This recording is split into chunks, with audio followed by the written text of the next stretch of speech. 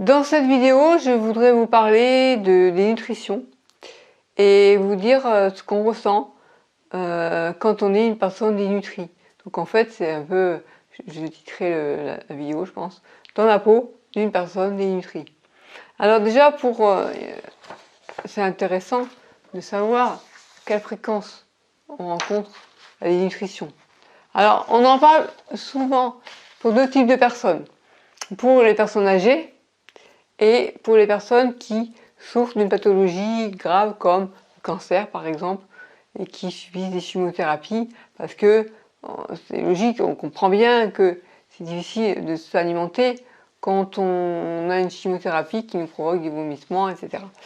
Bref, donc juste un petit point avant de commencer à vous donner mon ressenti en tant que personne dénutrie, parce qu'on peut estimer que je suis une personne dénutrie, sachant que j'ai perdu 10 kilos en 4 mois, alors que j'avais mis 6 mois pour les prendre. Alors, avant de commencer, à continuer à vous parler de tout ça, vous dire un petit peu de mes nouvelles. Ce matin, j'ai été voir la gastro-entérologue qui m'a reçu en urgence et qui m'a dit que compte tenu des résultats de l'analyse de sang, il n'y avait pas de carence, que ce soit en fer, en folate, vitamine B9, en vitamine B12, je n'ai pas de carence. Donc, elle estime que, elle m'a rien dit finalement, hein, c'est moi qui ai déduit ça, que peut-être, sûrement j'ai dû perdre un peu d'appétit, d'une part, et d'autre part, mon estomac s'est mis en mode, il a tendance à se nouer parce que j'ai une hypersensibilité digestive, et du coup, je pense que j'ai dû plus dépenser par rapport aux apports, ce qui explique la perte de poids. Donc elle était plutôt confiante, elle me dit vous devriez pas perdre plus et peut-être même commencer à reprendre du poids. Et puis là vous êtes à la fin du processus puisque dans 15 jours, 3 semaines vous allez avoir vos dents, donc elle était plutôt confiante. Donc moi comment voulez-vous que je sois stressée, angoissée si je me dis les deux médecins, que ce soit le gastro-entérologue ou le généraliste est plutôt confiant, même si bien sûr le poids c'est aussi un critère où ils disent quand même elle a perdu beaucoup.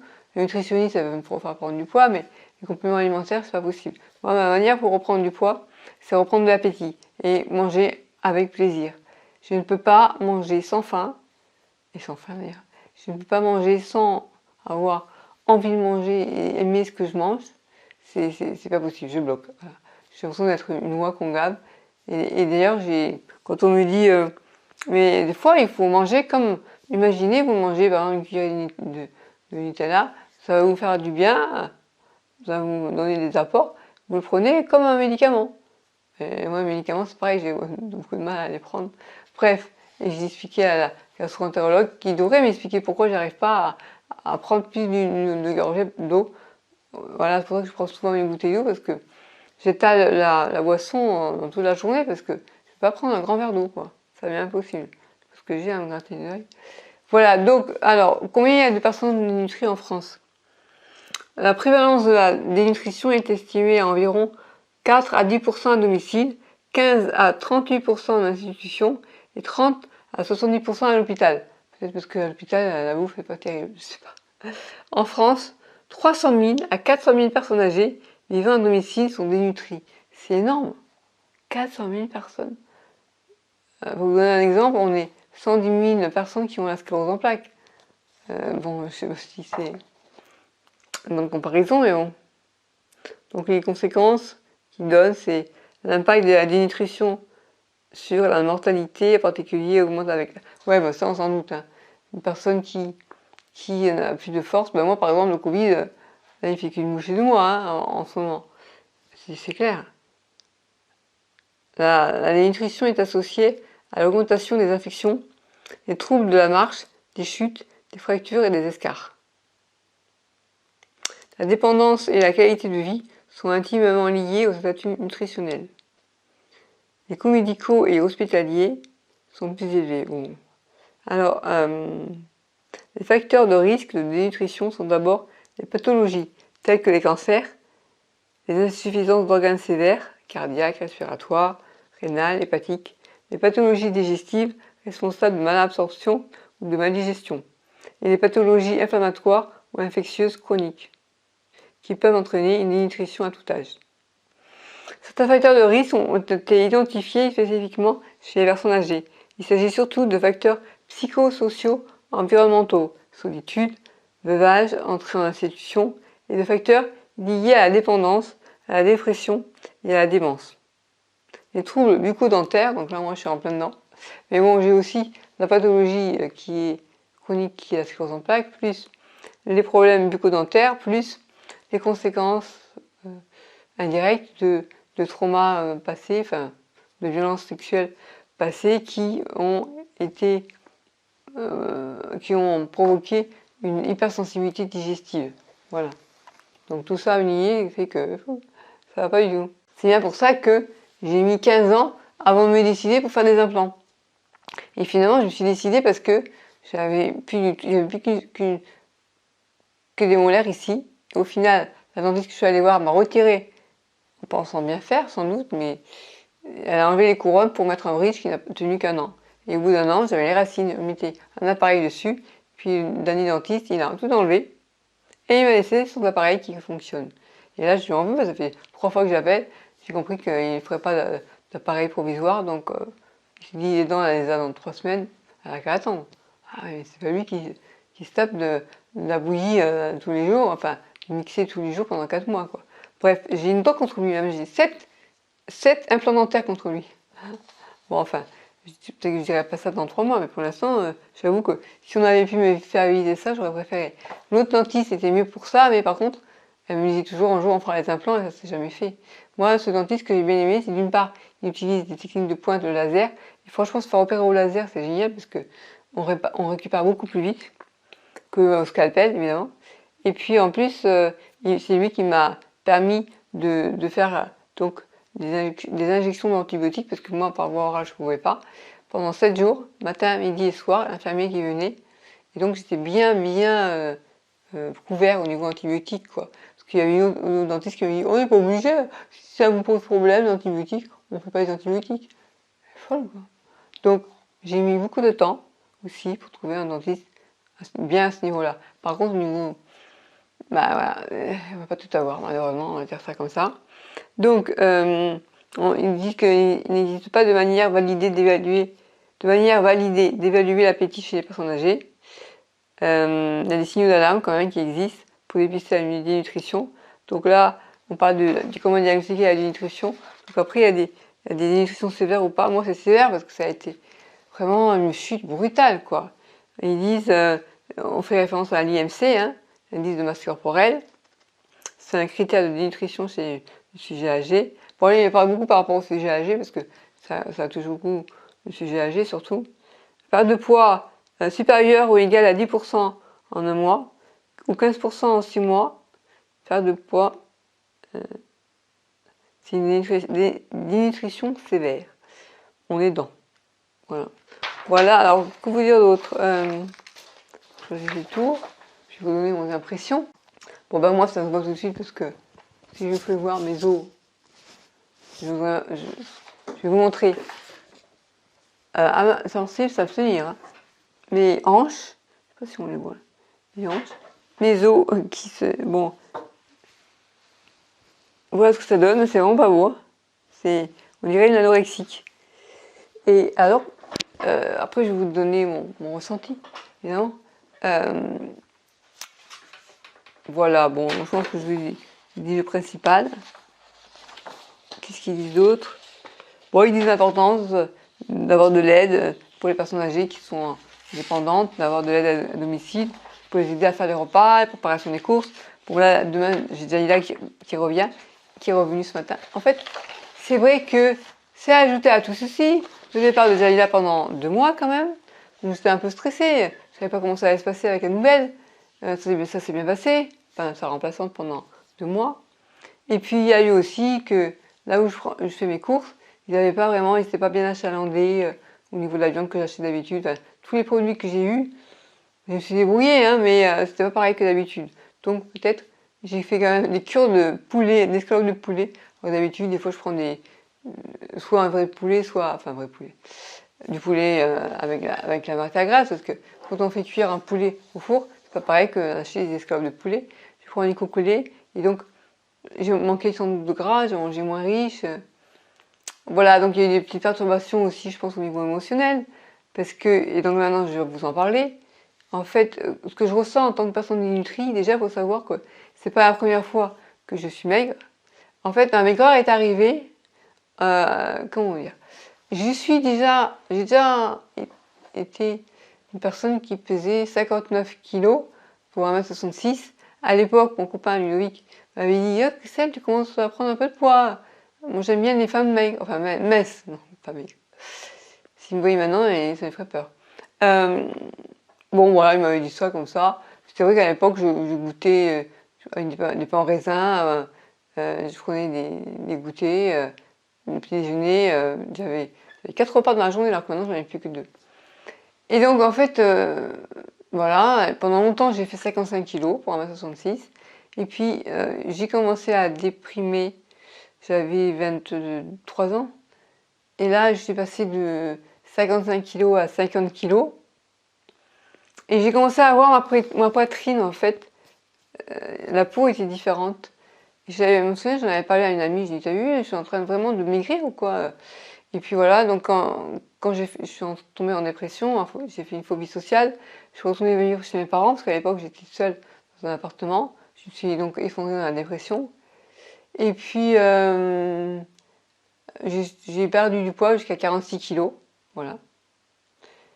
Actuellement, je fais 39 kg 4, pour vous donner 39 kg 6 à peu près, pour vous donner une idée. Et j'étais montée il y a 6 mois, enfin, à 49 kg 6. Voilà. Donc à l'époque, je faisais 46 kg pendant longtemps, et puis après, on a su que j'avais la sclérose en plaques. Là, j'étais remontée à 50 kg. Et puis, boule de cortisone, j'en ai eu 3.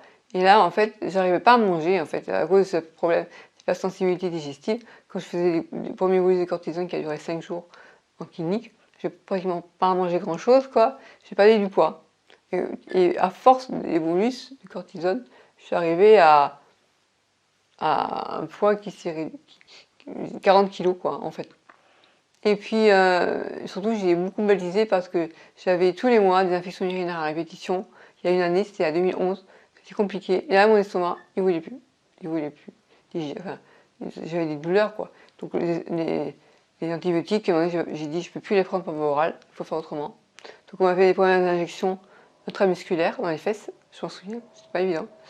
Et puis là, depuis, je prends la gélule de 6 contrôle pour éviter des infections urinaires. Donc, 2 gélules par jour, depuis 2011. Et grâce à ça, bah, j'ai dû avoir une infection. La dernière fois que j'ai eu, c'était il y a 2 ans. Voilà. Et sans ça, je les avais tous les mois. Depuis, la dernière bolus de cortisone, c'était en 2008. Non, ouais. Ma dernière poussée, elle date de 2010.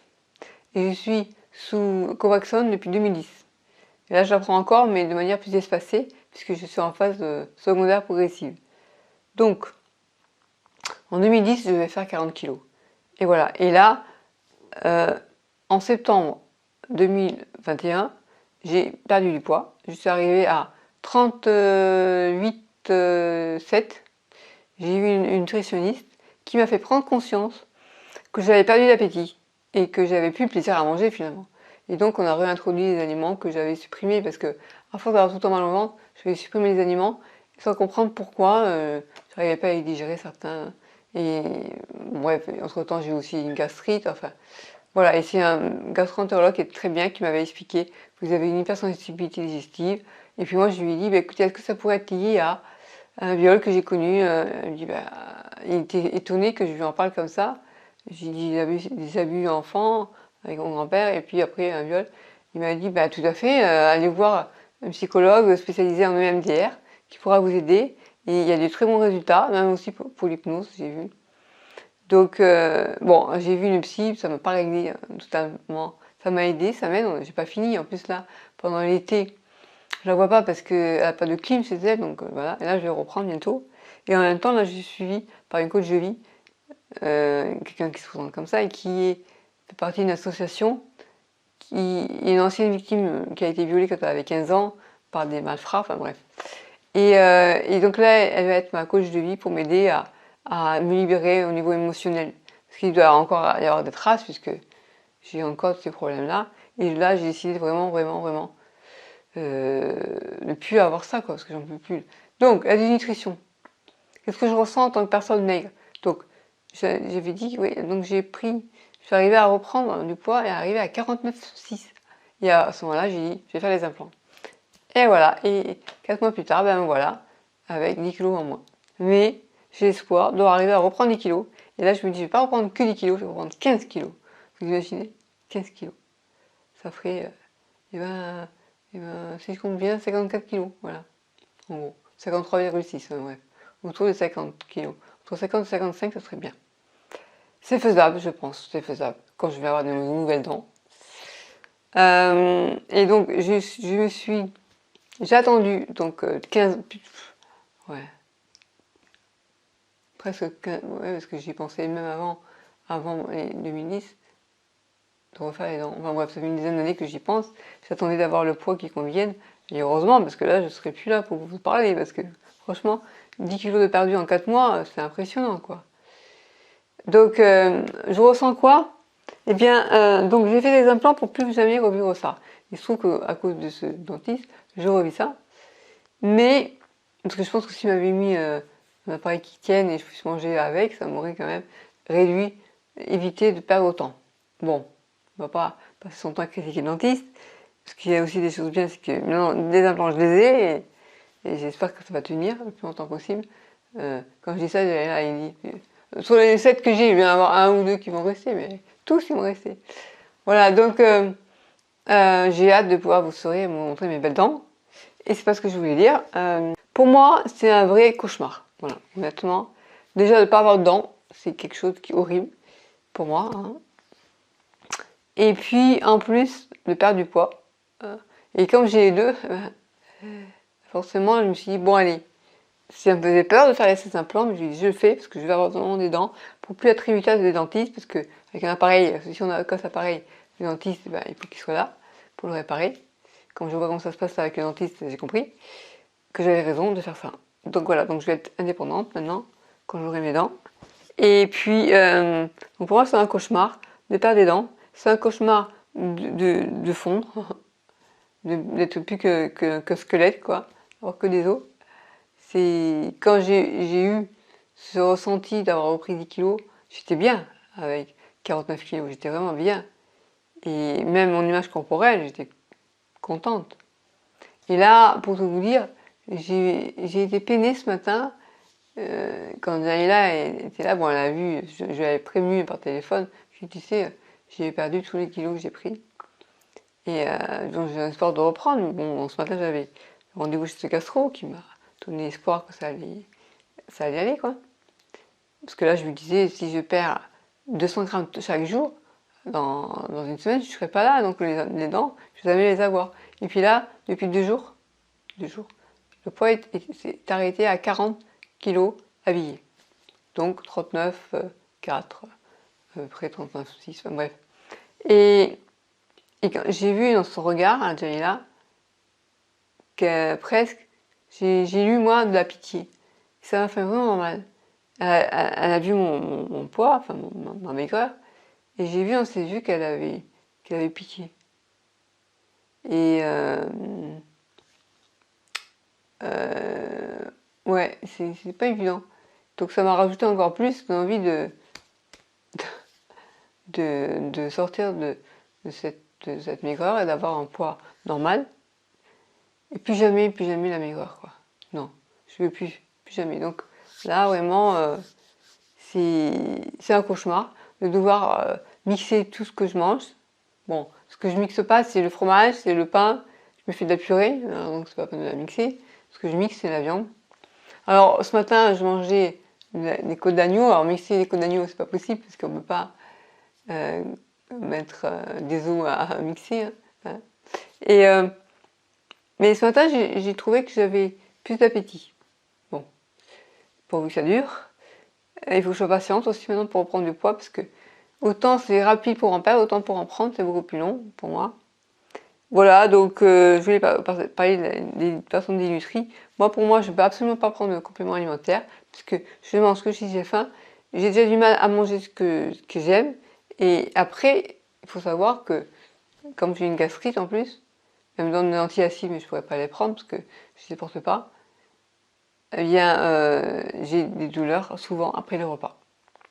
Donc je prends de l'acétate non, du citrate de bétaïne et ça réduit ça, mais bon, j'ai hâte donc de voir l'effet positif de reprendre des dents et aussi de faire cette thérapie là, ce suivi de libération des émotions. Donc voilà, donc pour les personnes qui sont dénutries, moi je dirais essayer l'hypnose, là je vais essayer de faire des méditations au maximum, de relaxation, des choses pour vraiment me calmer, calmer mon estomac et pas être dans le côté, parce que le côté, quand on est nerveux, plus on est nerveux, plus on est angoissé, et plus la digestion va être difficile. Donc, il faut arriver à diminuer ça, et ce qui n'est pas évident. C'est un peu comme si vous mettez un flingue sur la tempe de quelqu'un, oui, tu vas te calmer, tu vas être zen, tu vas être calme.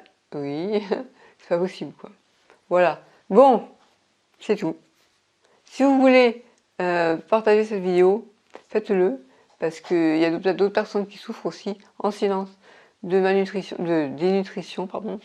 Likez la vidéo et je vous dis à bientôt.